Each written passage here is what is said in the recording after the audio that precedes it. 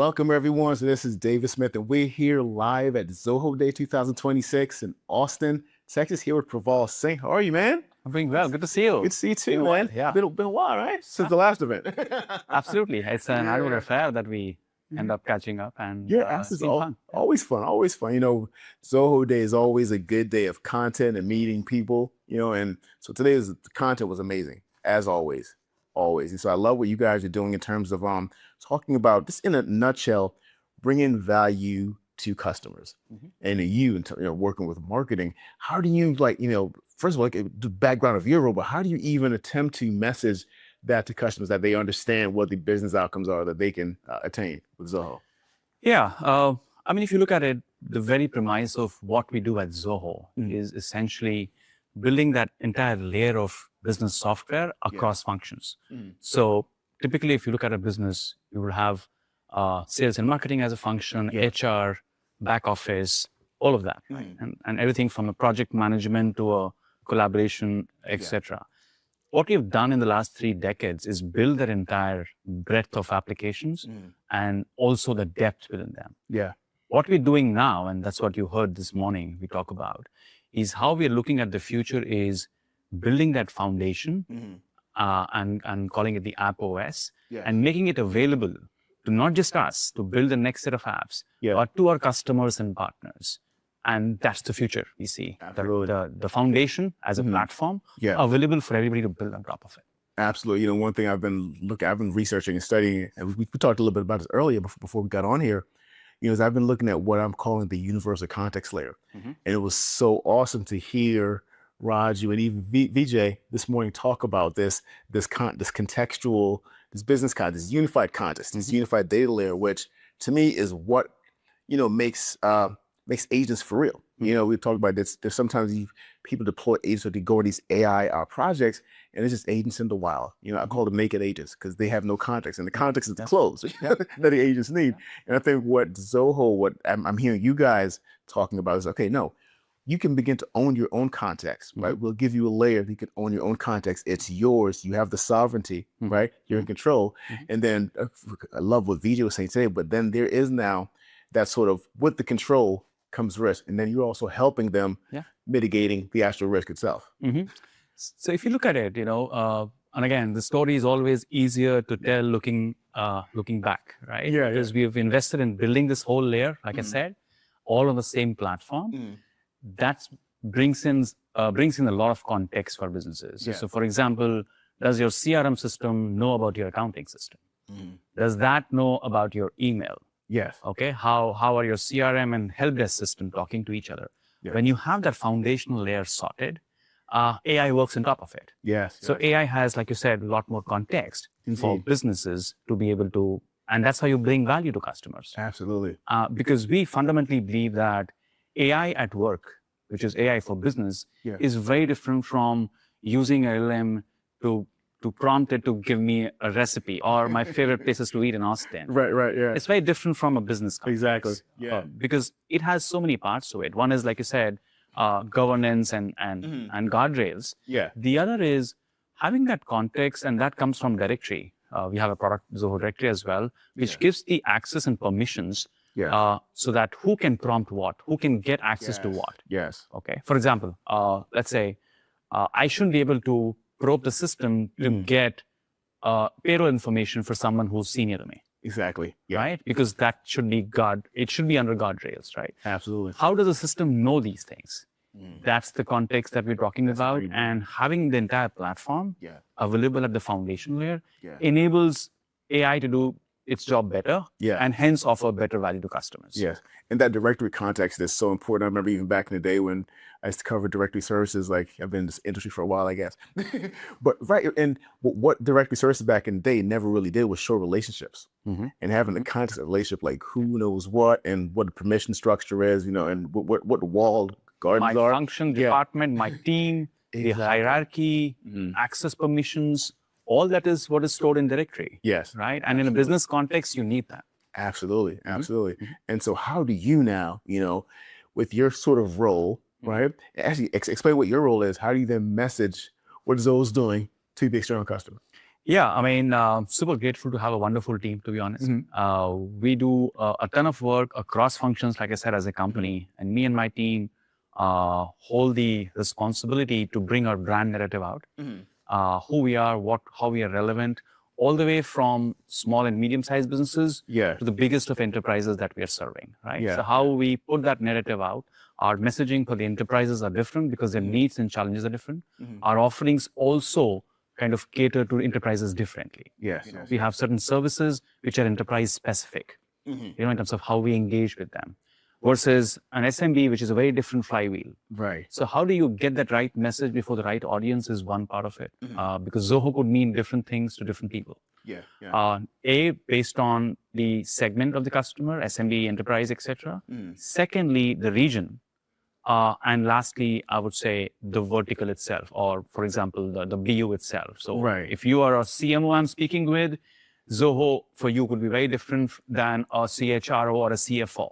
Absolutely. So we have the breadth and the depth. Yeah. And I think the team's core job is to bring that message out that puts us relevant before the prospect and the customer. Yeah. Right. And the one thing I'm noticing, you know, with your team, the staff, Zoho, employees, just yourself, is that there's a passion that you guys share, and it's a very similar passion.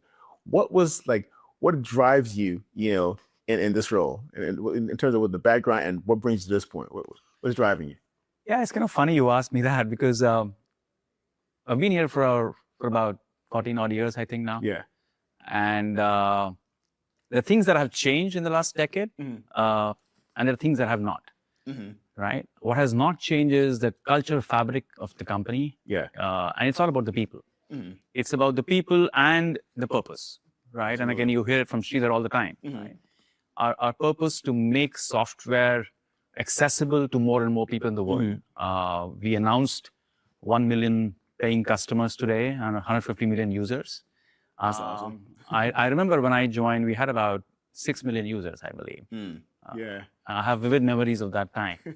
So having moved on the time axis over these years, gives a wonderful feeling that, you know, you're part of this game, right? Yeah, and it's a long game that we're playing. Yeah, yeah. But the people and the purpose kind of keeps us together. Yeah. And you've been coming to our events for the longest time. Yeah, yeah. And that's what you see resonates between all of us. Yeah, and what I'm also seeing too, and it's funny, and from a marketing perspective and messaging, is I remember I used to tell you guys that you guys are so shy. You're doing so much stuff, but you're so shy about it. And I live in San Mateo now, in the Bay Area. And so I'm leaving my house and driving down the street, and there's a taxi with a Zoho. I'm like, yes. You know, like, yes, I feel so proud. I'm like, yes, but because you're being way more vocal, I've seen these past couple of years than you have before. I know, that's a great observation. And I'll tell you where it comes from. We are a very R&D heavy company. You know, we take a lot of pride in building things, you know, everything from application to platform, to the hardware piece, the data centers that we run ourselves. So there's a lot of R&D DNA within the company, number one. So, and we take a lot of pride in being an R&D first company versus a sales and marketing led company. Right. Okay? But over the years, we realized that with feedback and I would say comments from well-wishers like you, that we should be talking a lot more about what we are. A lot more. I mean, the funniest sign of messaging, I remember I was at a competitor's event in San Francisco. Okay. Near a certain Moscone building.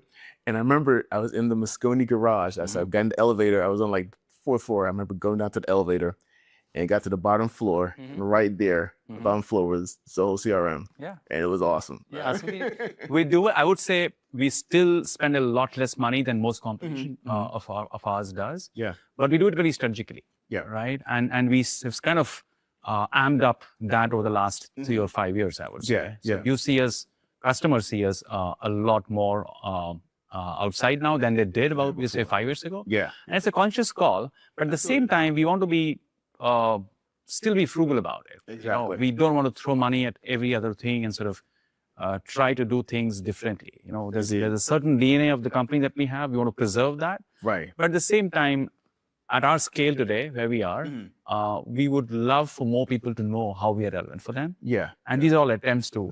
Absolutely. And when you do it, it's not, it's not gimmicky, right? Because you guys are kind of focused more on being more authentic and via the customer. You don't want to be gimmicky with it. And I see sometimes we see some. No, I know what you mean. Yeah, We see it all the time too, right? Yeah. Because anything that we do, our investments, be it the platform strategy, our AI approach, our LLMs that we launched last year, our agent studio, everything that we look at doing, including the app OS that we announced today, has a very long-term view to it, right? We are preparing for the long term. We're not doing something for a quick win, an overnight success, or something because it's a shiny object in the room. Yes. We want to build things for our customers, making sure there is value. There is customer privacy at the core. We've spoken about it in the past as well, how we don't use any customer data to show any kind of ads, because that's not the business model. Absolutely. I mean, our free apps also do not have any ads in them. And that's a conscious call. People say you're leaving money on the table. Yes, we are. But that has helped us and build trust over the years with customers. And I would attribute that to our growth. Yeah, absolutely. And speaking of that too, with customers, how much, and I probably know the answer to this already, but for you to tell everyone, how much is your listening to the customers a part of your product innovation? A lot to customers, to partners, to friends and well-wishers like yourself. Yeah.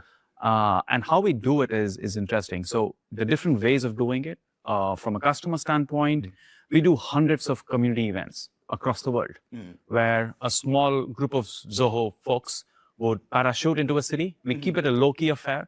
We get about 70, 80, 100 people in a room. Yeah. We talk about products, get their feedback, and we do it at scale, right? Yeah. So it is hundreds of events a year. So that's getting close to the customers in a small setup. Yeah. Then we have these bigger user conferences, the Zoholics, what we call.